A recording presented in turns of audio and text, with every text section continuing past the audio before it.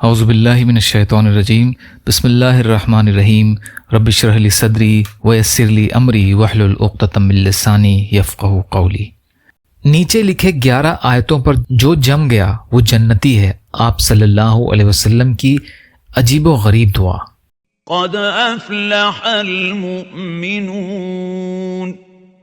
الذين هم في صلاتهم خاشعون والذين هم عن اللغو معرضون والذين هم للزكاة فاعلون والذين هم لفروجهم حافظون إلا على أزواجهم أو ما ملكت أيمانهم فإنهم غير ملومين فمن ابتغى وراء ذلك فأولئك هم العادون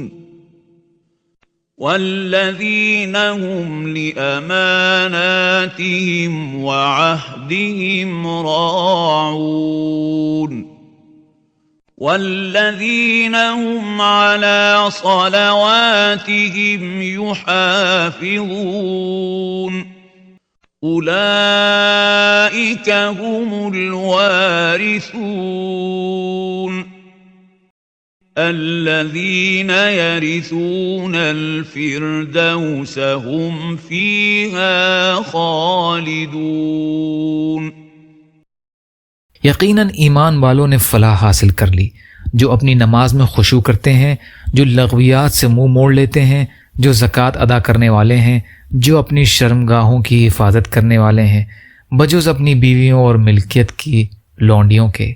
یقیناً یہ ملامتیوں میں سے نہیں ہیں جو اس کے سوا کچھ اور چاہے وہی حد سے تجاوز کر جانے والے ہیں، جو اپنی امانتوں اور وعدے کی حفاظت کرنے والے ہیں، جو اپنی نمازوں کی نگہبانی کرتے ہیں، یہی وارث ہیں جو فردوس کے وارث ہوں گے جہاں وہ ہمیشہ رہیں گے۔ سورہ مومن آیت 1 سے 11 کا ترجمہ۔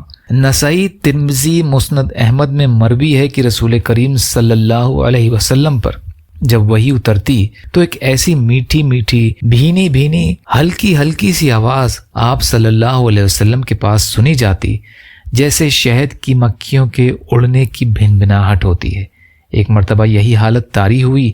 تھوڑی دیر کے بعد جب وحی اتر چکی تو آپ صلی اللہ علیہ وسلم نے قبلے کی طرف متوجہ ہو کر اپنے دونوں ہاتھ اٹھا کر یہ دعا کی کہ اللہ تو ہمیں زیادہ کر، کم نہ کر، ہمارا اکرام کر، اہانت نہ کر، ہمیں انعام عطا فرما، محروم نہ رکھ، ہمیں دوسروں پر اختیار کر لے، ہم پر دوسروں کو پسند نہ فرما، ہم سے تو خوش ہو جا اور ہمیں خوش کر دے۔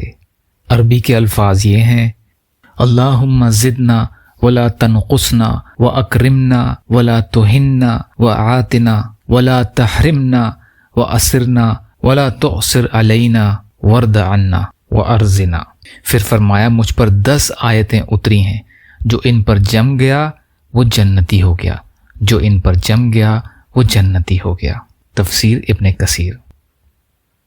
یا اللہ ہم سب کو کہنے سننے سے زیادہ عمل کی توفیق عطا فرما۔ یا اللہ مظلوم ایمان والے اور مسلمان جہاں بھی پریشان حال ہیں، ظالموں کے ظلم کا شکار ان کی مدد فرمائیے۔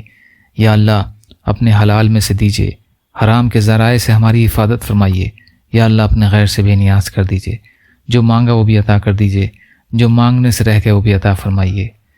ربنا تقبل منا انک انت السمیع العلیم برحمتک یا ارحم الراحمین۔ لا الہ الا اللہ محمد رسول اللہ۔ السلام علیکم ورحمۃ اللہ وبرکاتہ۔